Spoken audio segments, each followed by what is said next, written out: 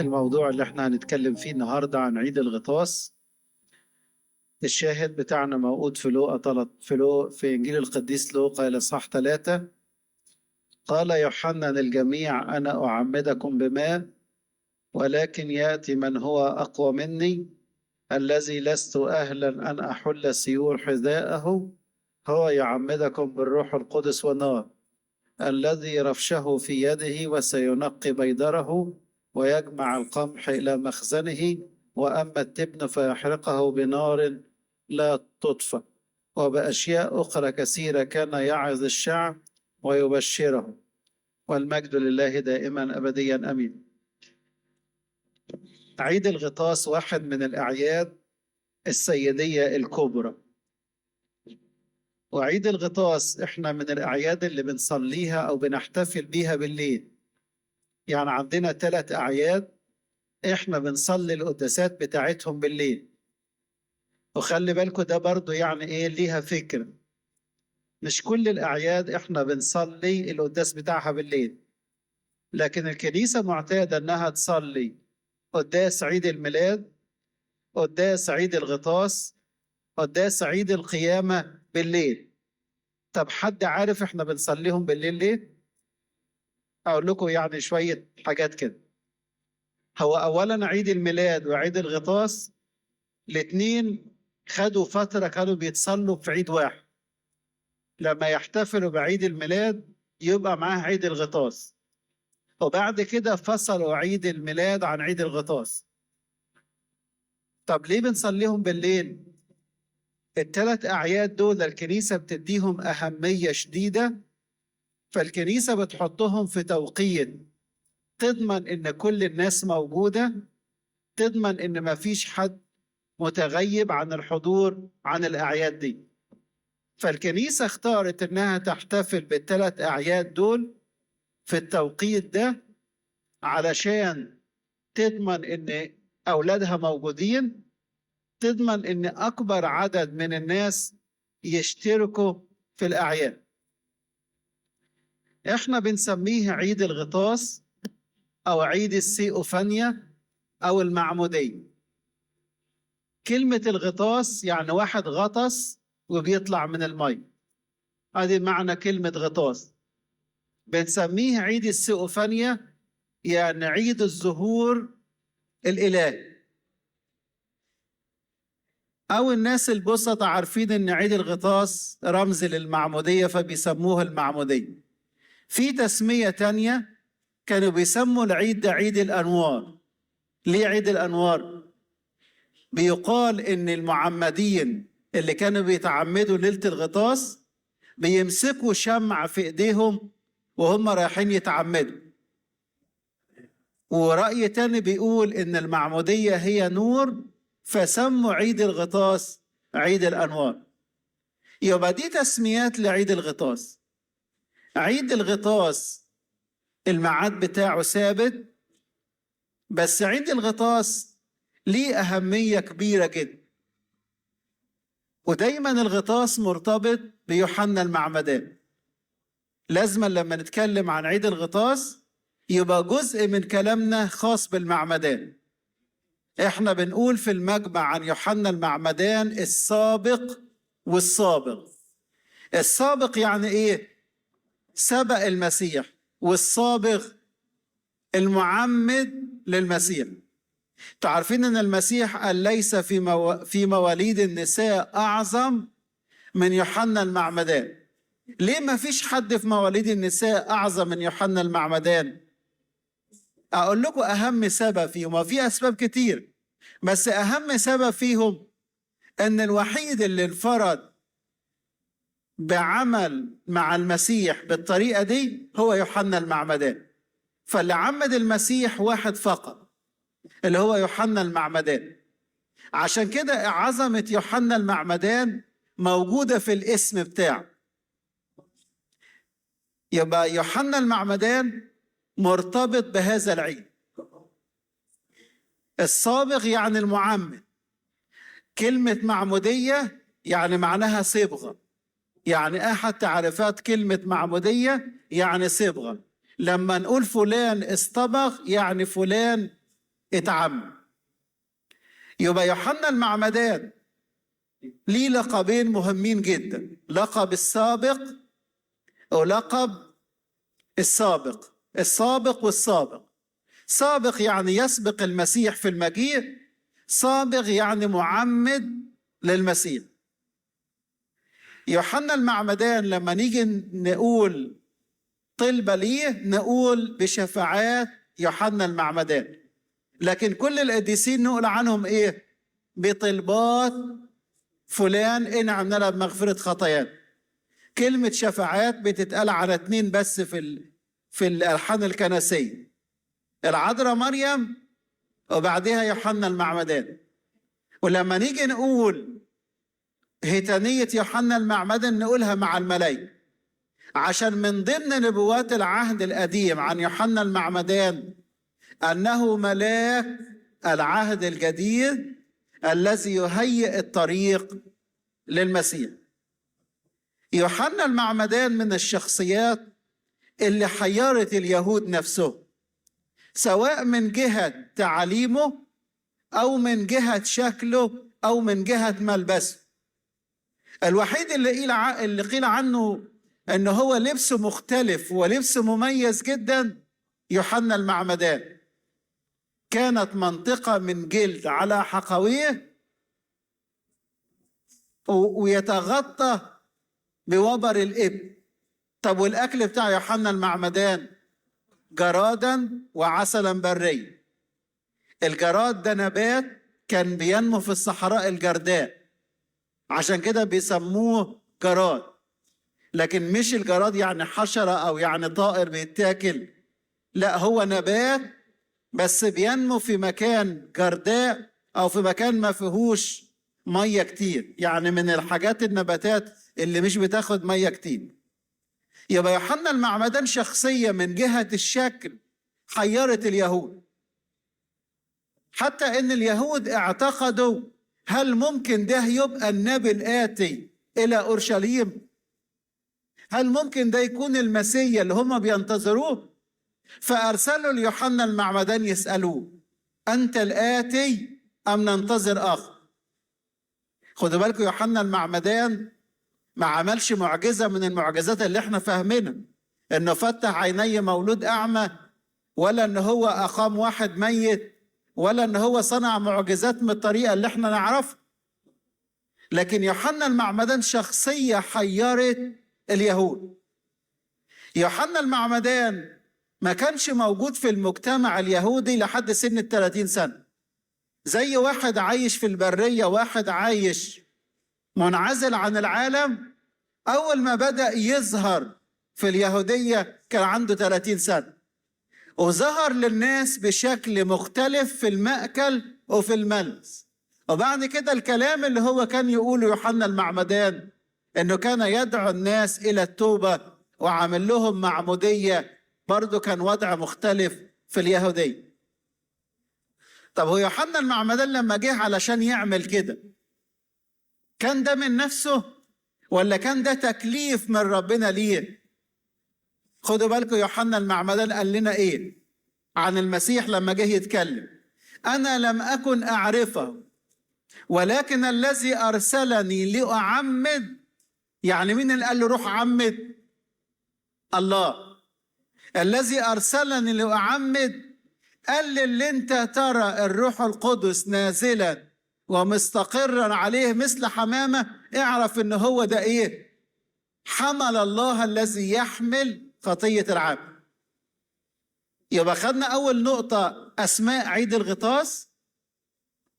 تاني نقطة يوحنا المعمدان شخصية كانت محيرة للمجتمع اليهودي علشان شكله، علشان ملبسه، علشان الكلام اللي هو بيعمله او بينادي بيه يوحنا المعمدان. تعالوا نشوف المعمودية نفسها والفرق بين معمودية يوحنا المعمدان ومعمودية المسيح. يوحنا المعمدان كان بيعمد بمية ويعمد الناس اللي هم مقدمين ايه؟ توبة.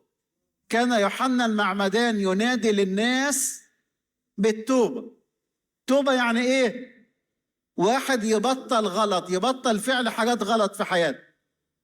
يبقى معمودية المعمدان ما كانش فيها تطهير، ما كانش فيها فعل داخلي داخل القلب من جوه، لكن كانت هي علامة إن الشخص اللي بدأ يتغير وبدأ يتوب إن هو يتعمد، علامة إن هو أخذ قرار مش هيمشي في الغلط ده. يبقى معمودية يوحنا المعمدان معمودية للتوبة. طب لما يجي المسيح علشان يتعمد من يوحنا المعمدان، طب المسيح محتاج للتوبة؟ المسيح الوحيد اللي مش محتاج للتوبة، صح كده؟ هو عن نفسه قال ايه؟ من منكم يبكتني على خطية. يوحنا المعمدان عشان يقول لنا الكلمة دي ويفهمنا الحكاية دي، قال للناس أول ما شاف المسيح: اوعوا تفتكروا ان ده جاي يقدم توبة زيكم. قال لهم: هوذا حمل الله الذي يحمل خطية العالم. المسيح لما قال له عايز اتعمد، يوحنا المعمدان قال له ده انا اللي محتاج اتعمد منك، ده انت الوحيد اللي مش محتاج للتوبة.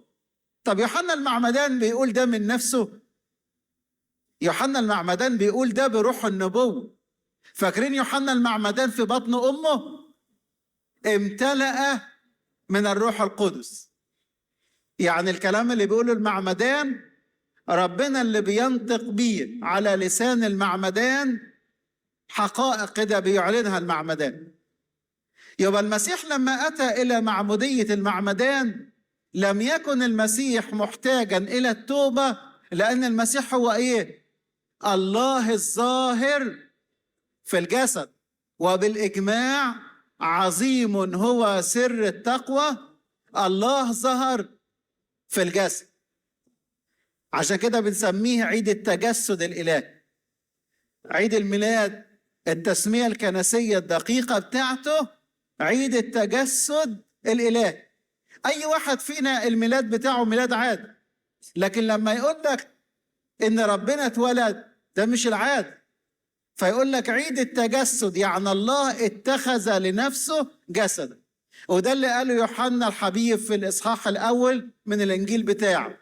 قال لنا إيه؟ والكلمة اتخذ جسدا أو صار جسدا وحل بيننا ورأينا مجده كمجد ابن وحيد من أبيه مملوء نعمة وحق. يبقى المسيح مش محتاج للتوب. فيوحنا المعمدان يوقفنا يقول لنا خلي بالكم، ده مش محتاج للتوبة، ده الوحيد اللي هيقدر يرفع خطايا العالم أو يحمل خطايا العالم.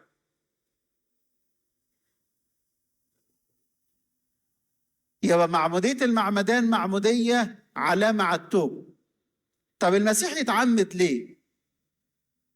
المسيح يتعمد ليه والمسيح مش محتاج للتوبة؟ المسيح كان يقدم صورة الإنسان المثال اللي ربنا عايزه، يعني بيرسم الطريق لأي واحد فينا عشان يبقى على صورة الله ومثال. لو أنا عايز أبقى ابن لله، البداية تبقى إزاي؟ البداية تبقى إزاي؟ لو أنا كبير عشان أدخل أتعمد لازم أنا أكون تايب. فاكرين لما ألقى بطرس عظة يوم 50 في أورشليم و3000 واحد بدأوا يقبلوا العظة بتاعت بطرس الرسول؟ قال لهم إيه؟ توبوا وليعتمد كل واحد منكم على اسم يسوع المسيح لغفران الخطايا. يبقى المسيح بيتعمد عشان المسيح نايب عننا. المسيح بيتعمد علشان يقول لنا اللي عايز يبقى ابني كما سلك هو المسيح ينبغي أن نسلك نحن. يبقى يوحنا المعمدان يتقدم كنائب عن البشرية.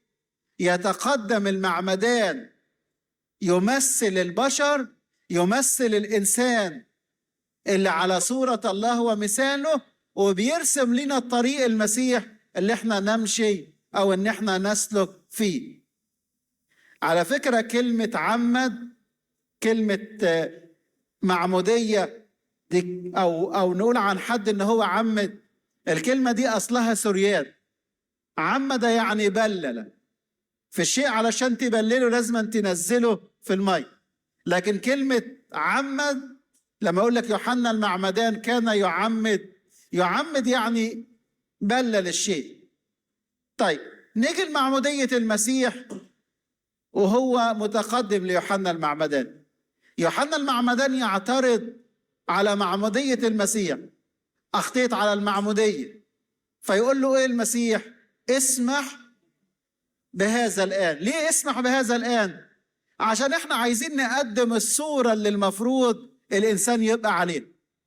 أول ما ينزل المسيح للماء ويغطس المسيح في الماء، تبدأ السماوات تنفتح والروح القدس ينزل وياخد شكل حمامة ويجي ويستقر على المسيح، وصوت من السماء يقول هذا هو ابن الحبيب الذي به سرر.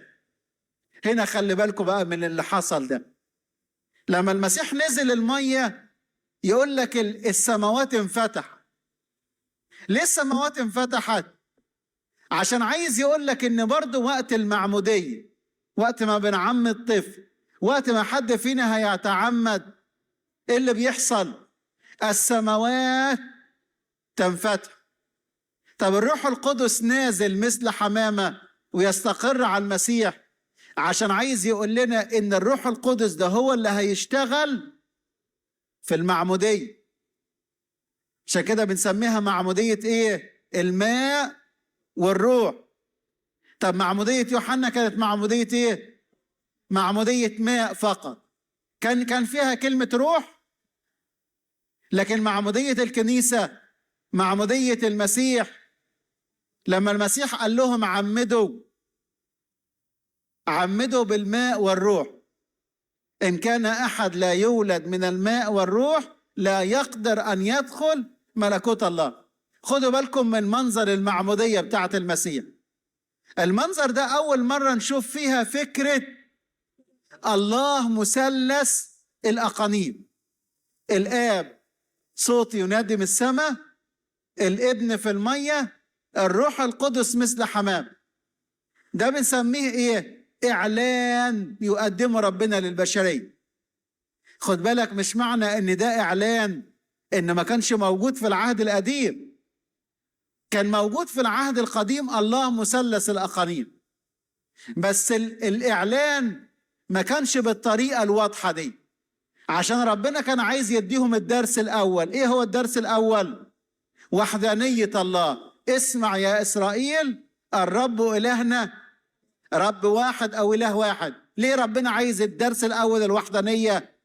علشان هم كان جنبهم شعوب بيعبدوا آلهة مختلف ويعتقدوا إن كل حاجة ليها إله، فربنا كان بيقدم نفسه لبني إسرائيل إنه ما فيش غيره إله، ليس إله غيري، أنا اللي صنعت ده.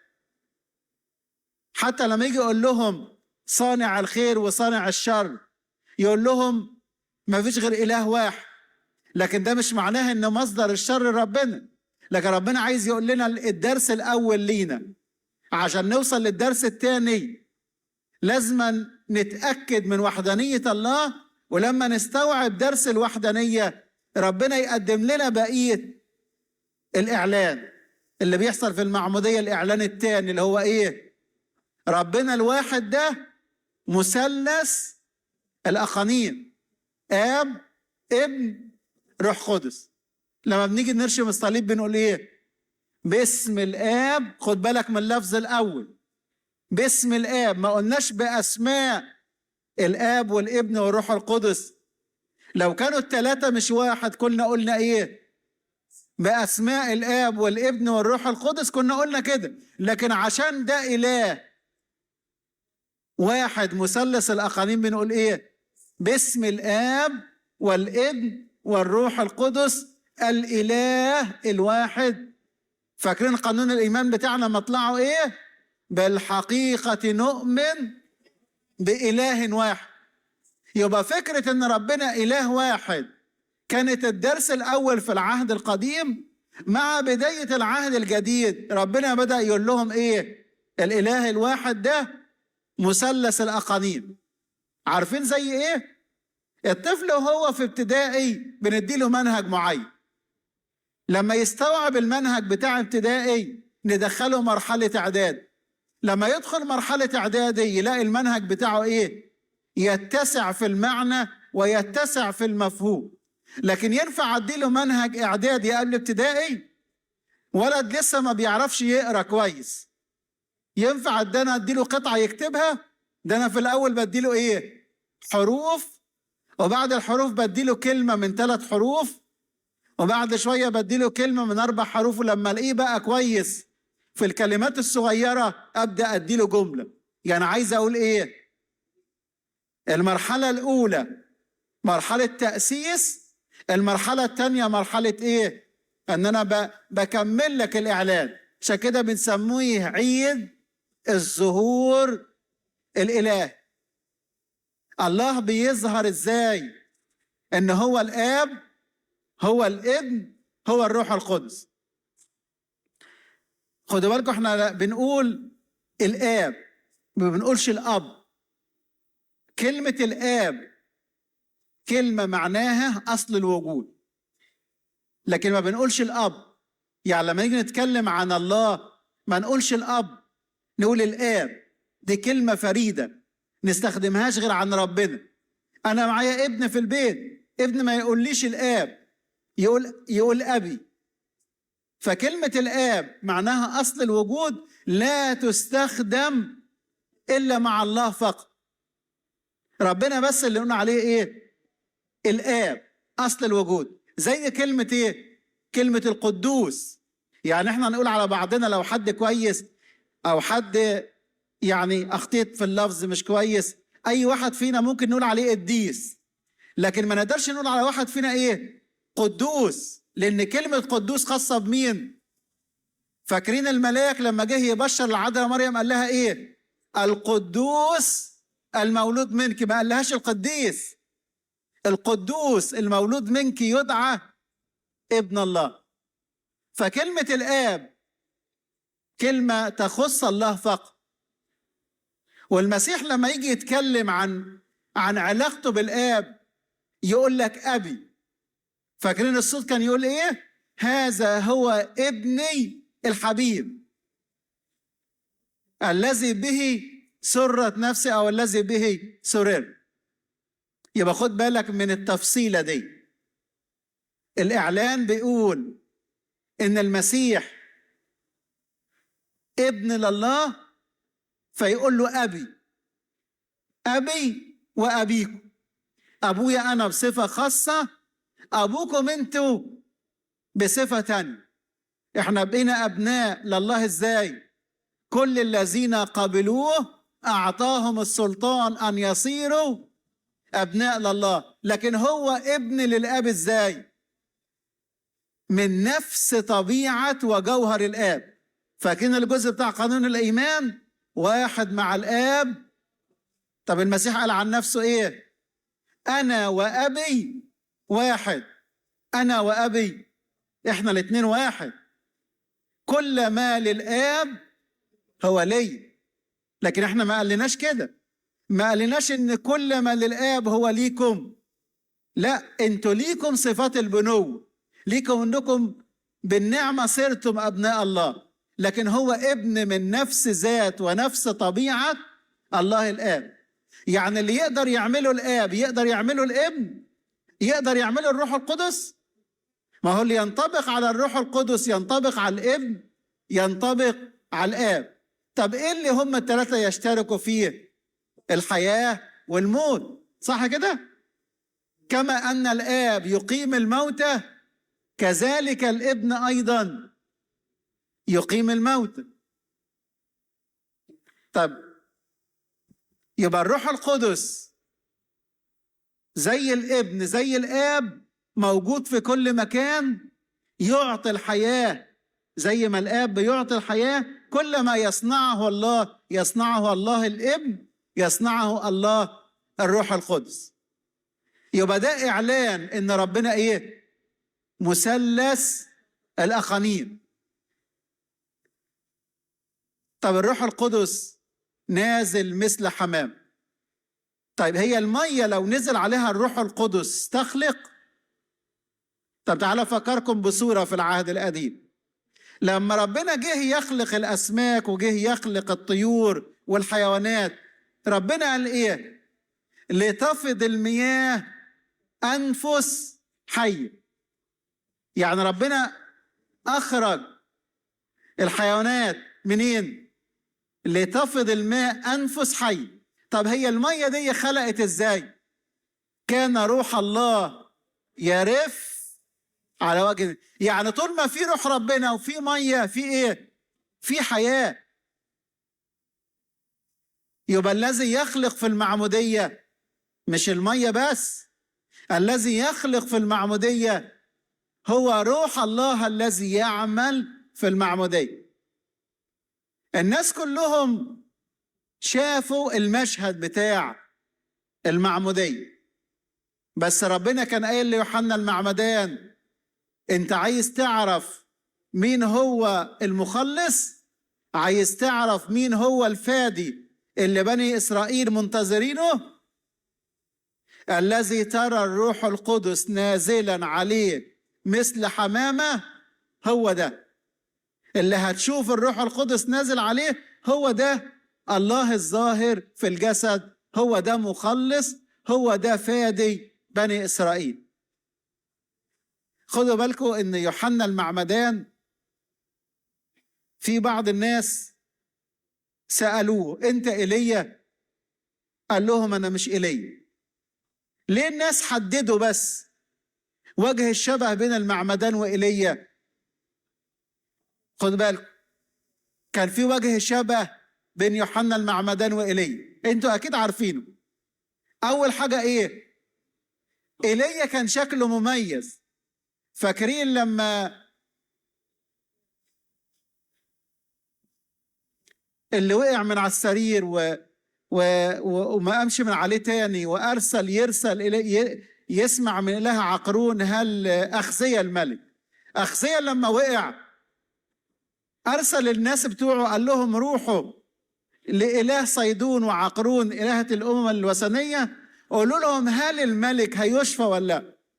فراح القائد ومعاه 100 واحد، قائد 100 ومعاه 100 واحد، هم رايحين في الطريق قابلهم مين؟ قابلهم إيليا. قال لهم ايه؟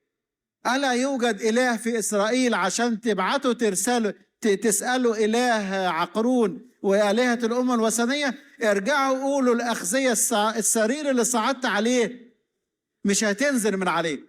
برضو المجموعة التانية اللي راحت كان معاها نفس القصة دي. المجموعة الثالثة ما حصلش معاها كده، بس لما رجعوا الأخزية يبلغوه الرسالة، أخزية قال لهم: ايه وجه الراجل اللي انتوا شفتوه؟ الراجل اللي ظهر لكم في الطريق ده شكله ايه؟ فوصفوا له، قال لهم: بس ده ايه؟ ده ايليا. كان منظره ايه؟ مختلف. خد بالك، ايليا كان في سكته ملك، زي يوحنا المعمدان ما كان في سكته مين؟ هيرودس الملك. احنا مطبوع في ذهننا ان المعمدان وبخ هيرودس على زواجه من هيرودية امرأة اخوه الحي. انتوا عارفين ان هيرودس كان عايز ياخد امرأة اخوه، واخوه ده كان لسه حي، فكأنه يعني بيستخدم قوته علشان ياخد جوازة مش بتاعته.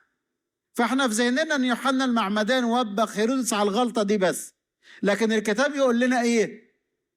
ان المعمدان وبخ هيرودس على كل اعماله التي يعمل، مش على الغلطة دي وبس.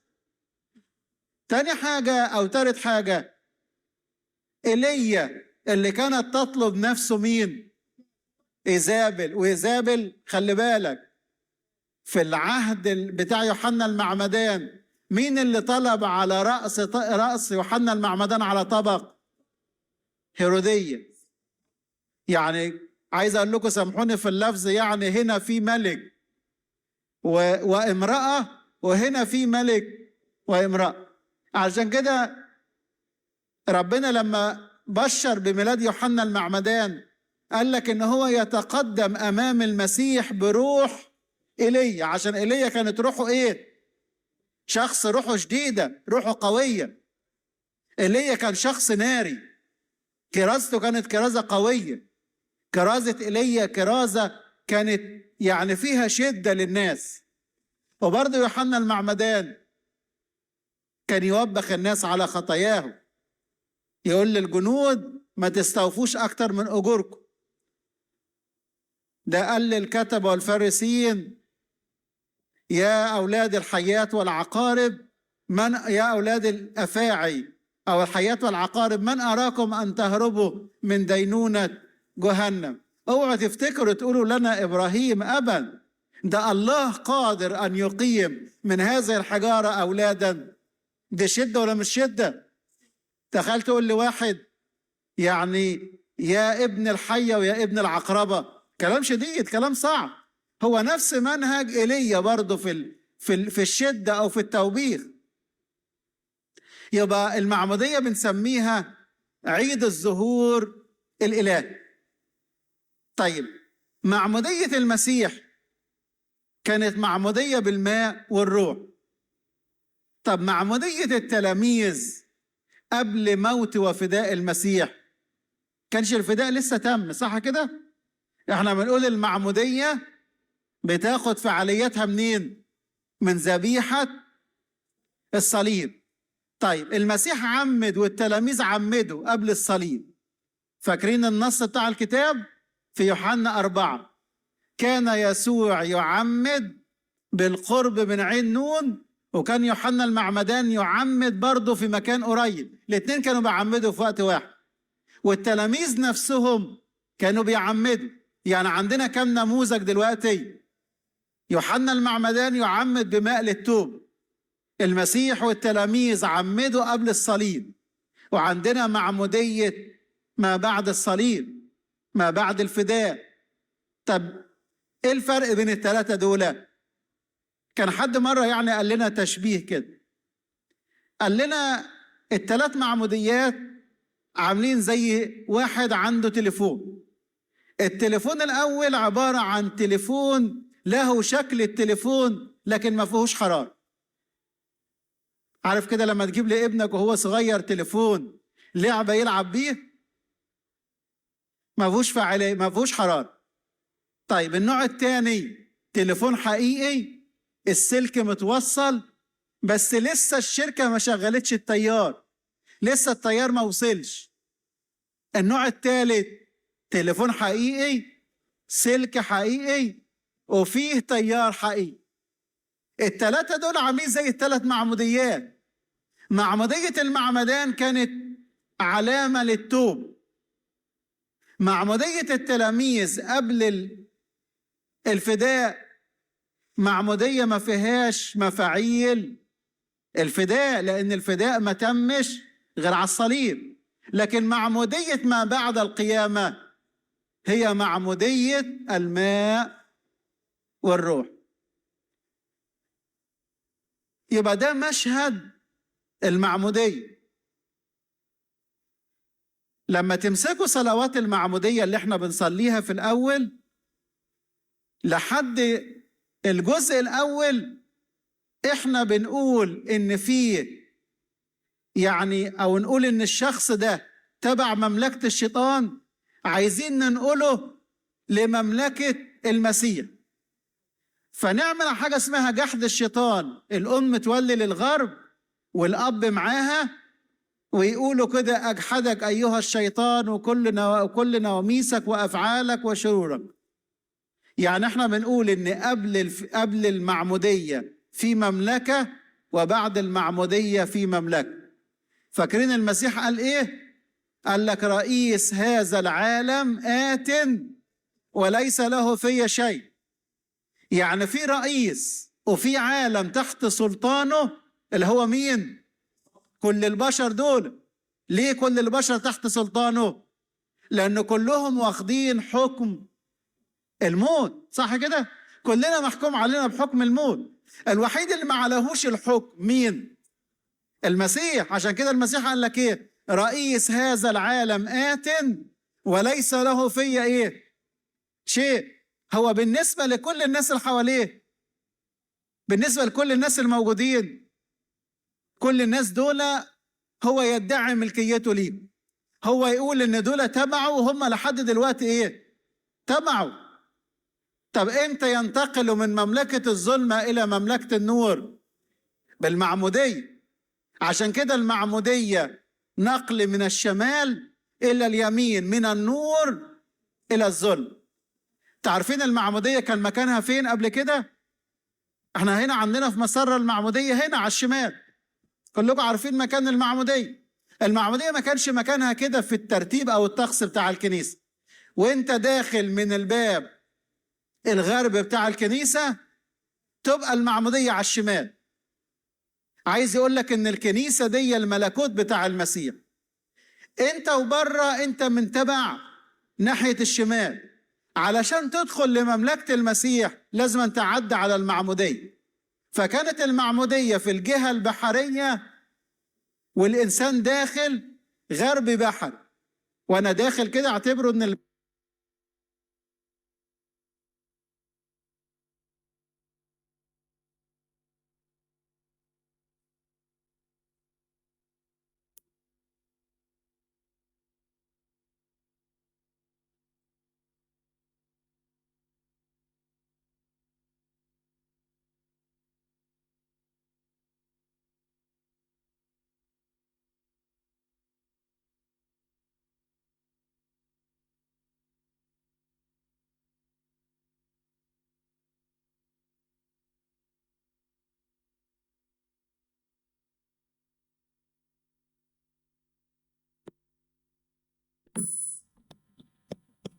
كده اشتغل.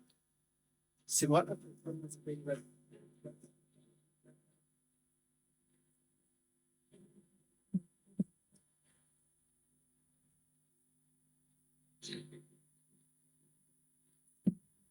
علشان كده مكان المعمودية كان مكان غرب بحر، لأن الكنيسة تمثل ملكوت الله على الأرض. وانت عشان تبقى واحد من مملكة المسيح لازم أن تعدي على المعمودية الأول علشان تبقى تبع مملكة المسيح. لما بنيجي نعم الطفل احنا بنلبسه بعد المعمودية ملابس بيض. ليه بنلبسه ملابس بيضة؟ عايزين نقول له انت اغتسلت من الداخل، انت اصبحت دلوقتي من الداخل نقي، ما عليكش خطية. لكن قبل المعمودية ما نقدرش نقول على اي حد ان هو ابن لله. فالمعمودية هي باب الدخول لباقي الأسرار. والمعمودية عشان تتم لازم أن يكون الواحد مؤمن بفاعلية دم المسيح علشان يتعمد. لو واحد مش مؤمن بدم المسيح وفداء المسيح هيتعمد على أي أساس؟ يبقى المعمودية هي باب الأسرار. خدوا بالكم في حاجة تانية أقولها لكم في الطريق كده. لما حد فينا بيعترف احنا بنقرا له حل على الخطيه بتاعته، بس هو هينال الخطيه امتى؟ هو انا لما اتقرا حل للمعترف، المعترف ده هياخد الغفران امتى؟ لما يخش يتناول. مش احنا بنقول يعطى لغفران الخطايا وحياه ابديه لكل من يتناول منه؟ عارفين الحكايه دي عامله زي ايه؟ واحد ليه عندي فلوس، فانا قلت له خلاص انا هدفع، ادي شيك بالفلوس، شيك مقبول الدفع. انا خدت وعد ان خطيتي هتتغفر، بس هتتغفر امتى؟ لما الواحد يتقدم ويتناول من جسد الرب ودمه. لكن واحد اعترف وما تناولش شيء، هو اعترف ان هو تايب لكن لسه ما خد شيء، الغفران والفداء اللي موجود على المذبح. عشان كده بنقول للشخص بعد ما تعترف لازم تتناول. فيبقى ده مشهد المعمودية أو مشهد عيد الغطاس. الله يجعل من هذه الكلمات سبب بركة، ولإلهنا المجد الدائم من الآن وإلى الأبد، أمين.